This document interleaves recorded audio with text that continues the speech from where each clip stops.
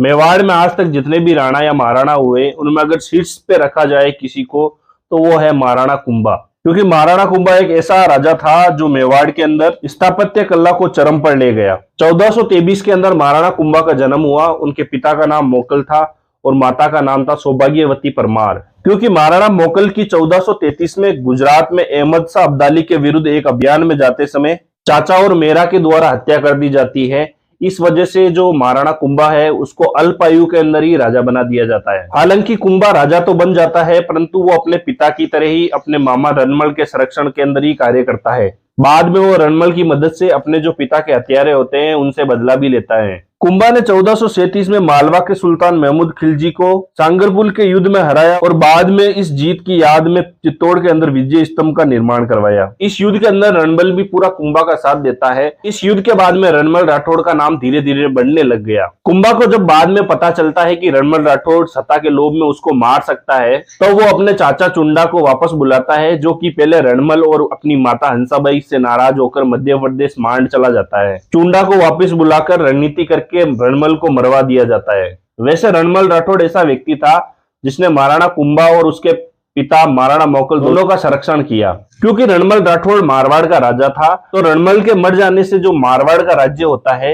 वो भी कुंभा के हाथ में आ जाता है। उस दौरान मारवाड़ की जो राजधानी होती है वो जोधपुर नहीं होती है, उस वक्त पे मारवाड़ की राजधानी होती है मंडोर। महाराणा कुंभा इतना अच्छा शासक था कि उसने रणमल की हत्या के बाद में सारंगपुर के साथ साथ में नागौर, नराना, अजमेर, मंडोर, मांडलगढ़, बूंदी, खाटू आदि किलों को जीत लेता है। इन किलों की जीत के अलावा दिल्ली के सुल्तान महमूद शाह और गुजरात में अहमद शाह को भी हराता है। इनके अलावा उस वक्त वो राजस्थान का लगभग पूरे हिस्से के साथ साथ गुजरात, मालवा और दिल्ली के कुछ भागों को जीतकर मेवाड़ में राज्य विस्तार करता है। राज्य विस्तार के साथ साथ में महाराणा कुंभा बहुत सारे सांस्कृतिक कार्य भी करता है। वो कई दुर्ग, मंदिर और किले बनवाता है। आज जो मेवाड़ के अंदर मेवाड़ की जो शान कुंभलगढ़ किला है वो भी महाराणा कुंभा की देन है। कुंभलगढ़ किला इतना बड़ा है कि उसकी जो दीवार है वो 30 किलोमीटर के लगभग है, जो कि दुनिया के अंदर चीन की दीवार के बाद में सबसे बड़ी दूसरी दीवार है। कुंभा ने एकलिंग जी मंदिर का वापस जीर्णोद्धार करवाया। महाराणा कुंभा ने अपने जीवन काल के अंदर लगभग 32 किलों का निर्माण करवाया,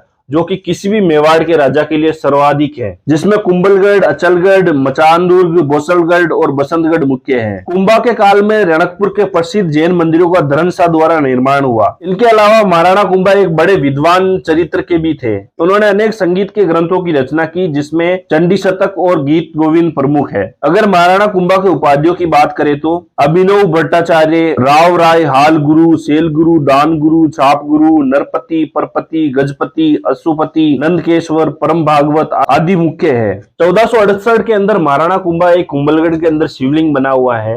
वहां पर सुबह के टाइम जब जल चढ़ा रहे होते हैं उस वक्त उनका ही पुत्र जो उदय सिंह होता है उसके द्वारा उनकी हत्या कर दी जाती है। आप महाराणा कुंभा के शरीर का अनुमान इस बात से भी लगा सकते हैं कि जो कुंभलगढ़ के अंदर इतना बड़ा शिवलिंग बना हुआ है उसके ऊपर महाराणा कुंभा बैठकर जल चढ़ाते थे।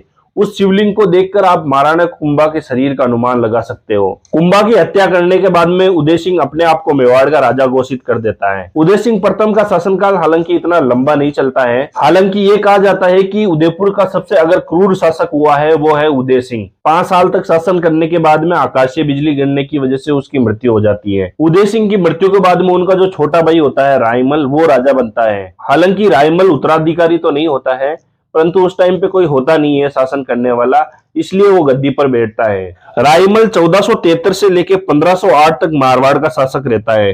1508 में रायमल की मृत्यु के बाद में उनका बेटा महाराणा सांगा मेवाड़ का शासक बनता है।